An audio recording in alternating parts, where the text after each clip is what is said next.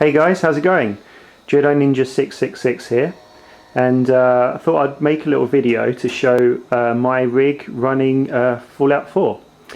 I know it's just been released. It has quite significant minimum and recommended specifications. I know the minimum specs are looking for a quad-core processor, 8 gigs of RAM, a reasonable, fairly powerful graphics card. I think the minimum is like a 256-bit or 192-bit maybe, with 2 gigs of VRAM. Recommended, I think it's 3 gigs of VRAM, 256 to 384-bit cards, same amount of RAM, 8 gigs on the RAM, but also like an i7 quad-core AMD FX, and they seem quite significantly higher than a lot of games out there at the moment. So I figured I'll do a short video just to see how well it actually scales on a budget rig that I put together. My particular rig is an AMD Dual Graphics solution. So that means it's using an APU with a plug-in AMD Radeon graphics card that I'm effectively using as a daughter board. So I don't know if you're familiar with how AMD Dual Graphics solutions work, but basically you use the graphics part of the CPU together with a plug-in graphics card, and you're sharing memory between the APU and the GPU. So there's like a collective pool of memory, and the idea is to combine the stream processors and spread the polygons between both banks of memory, both on the GPU side and on the CPU side. So I wanted just to show you just how well Fallout 4 actually scales on a budget rig like mine. The main reason I built my PC, or I had it built for me, is my main core PC, which the base station in itself was about 10 years old. And a couple of months ago I was trying to boot into Windows. I was running both Windows 7 and Windows XP, I think. So I had two hard drives. At first I thought it was the hard drive on Windows 7 that was a bit dodgy, but then I found out whichever OS I booted into, like, my computer would just completely freeze up within like 5-10 minutes or so. So I finally stripped it, chucked it out, went to an aggregator, which I've never done before. They're an aggregator called box.co.uk, and I got the cheapest PC that I knew I could use for gaming built, basically because I didn't really have enough money to get a new PC and a games console. I mean, I was looking at getting a PS4 for a long time. In the end, it came down to I could only get one. So obviously I went for the PC because it's most versatile. I do a bit of video editing, website creation, that sort of thing. So it really was a no-brainer. I had to get a PC, but I knew I wanted it to at least play some games, and some games well. Generally I'm used to TV gameplay these days, so I always knew I was going to plug it into my TV. So, but sitting as far back as I am, which I don't know if you can see in my flat, it's just over here. Like, I wasn't too fussed, like if I had to run games at a lower resolution, because obviously you're further away, it's not too bad. So I just wanted something that I knew would run Fallout 4 and the new Deus Ex that comes out next year in particular. So I went to this company called box.co.uk, and they have an imprint called Cube, which is what their builds are branded as, and I got one put together for pretty reasonable amount of money, actually, to be honest. Initially, just with the APU, it came to just over £400. I think it was £409, and that included a copy of Windows 8.1. So when you think about it, like, the OS alone is 80 quid. So you're talking like PC, all the components together, for 300, just over 300. And then on top of that, eventually I got the extra graphics card, which I'll talk about in a sec. But if I just quickly show you my rig. So panning down here. So this is the Cube.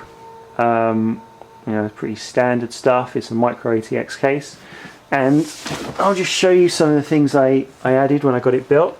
Obviously the cooler is one of the most important parts, because this game, well, anything's running heavily off the APU, so you need an aftermarket cooler for that. So I just got this Cooler Master. It's got a nice blue LED.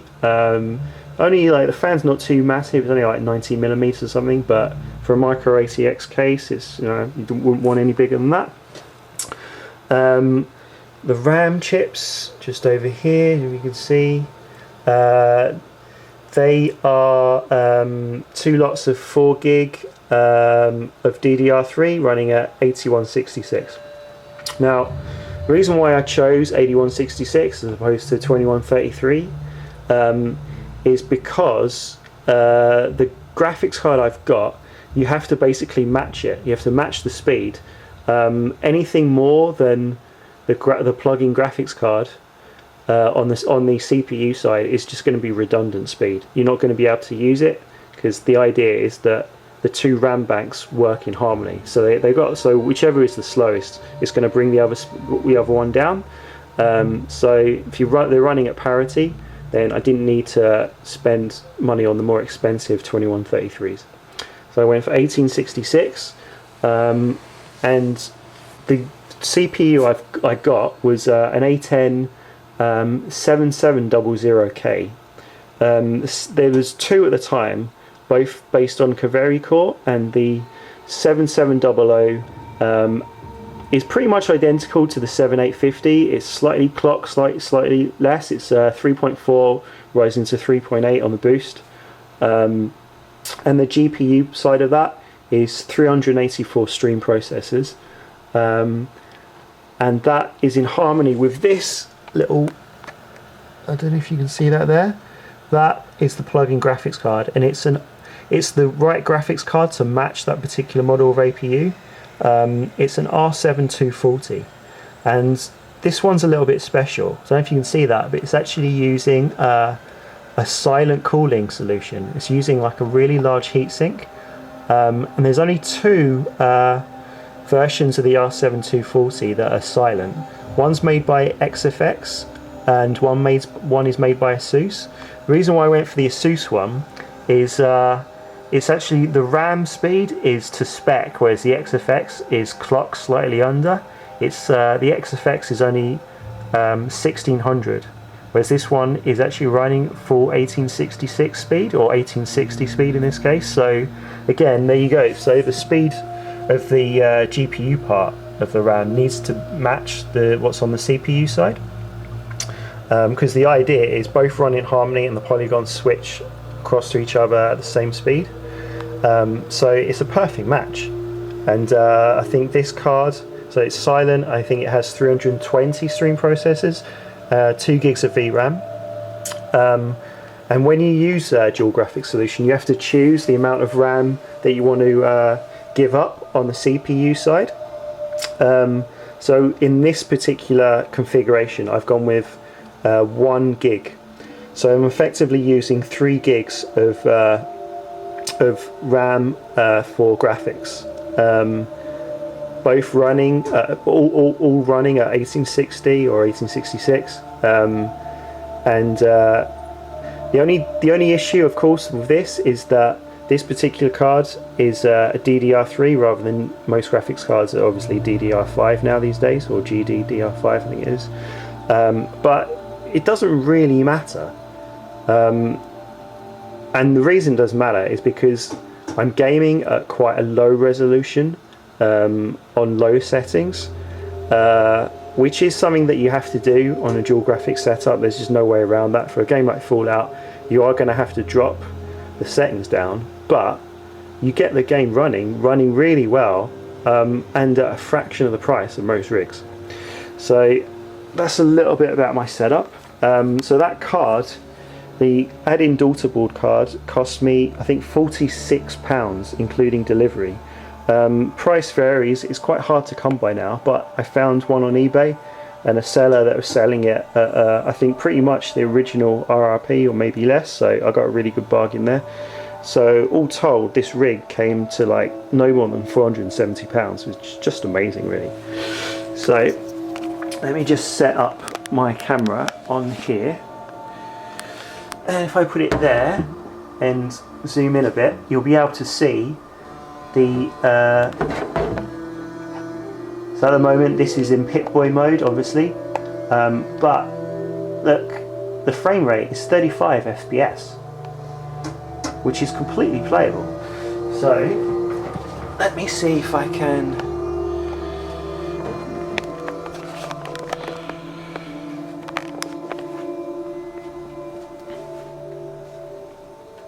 So let's come out of that and just show you what it looks like. So there you go. I'm at a farm that's just outside of Sanctuary. Can move around. You can see it moves around really, pretty rapidly. There's no major issues there. There's no slideshow, no panning issues. I walk forward a bit. See, it moves pretty well. If I just have a look down at the FPS, so at the moment it's 37. Moving around, 35, 33, 32. So it stays around like the 30 mark. I've seen it like drop a couple of times, but it's not too bad. If we just go indoors, I think there's a barn there somewhere. Let me just look up a bit. So head back indoors.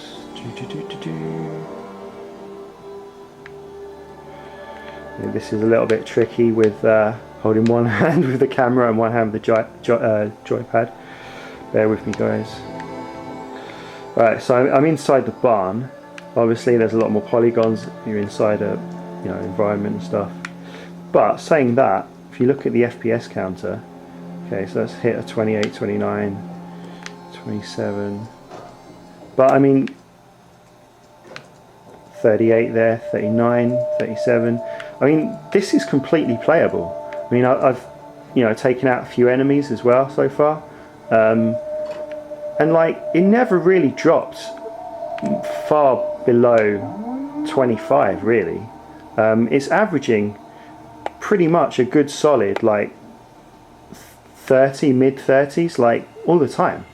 Obviously, I've had to take a hit in the resolution. This is running at 720p, and it's running on low graphics settings, but like, it works. And it works really well, and I'm using less than the minimum spec of RAM, because obviously I've given a gig away to my graphics, so there's only 7 left remaining in the game for the. Oh shit! The dog's just attacked me. What's going on? Okay, might have to skip out of that for a sec. Don't want my dog being taken down. But yeah, so that's like, so if you're an APU guy, or you're a dual graphics guy, or you've had the idea of perhaps getting a dual graphics solution, as long as you've got a quad core chip like the A10-7700 or the A10-7850, as long as you get the R7-240 or the R7-250, because only those two are compatible with this solution, you'll be able to get full out running and working really well. So there you go, guys. If you were ever worried and you're an AMD Dual Graphics user, worry no more. The game will work. Just make sure you have 8 gigs of RAM, and the speed of the RAM is at least 1866. Thanks for listening, guys, and I hope you liked my first ever gaming video. Thank you very much. Cheers, bye.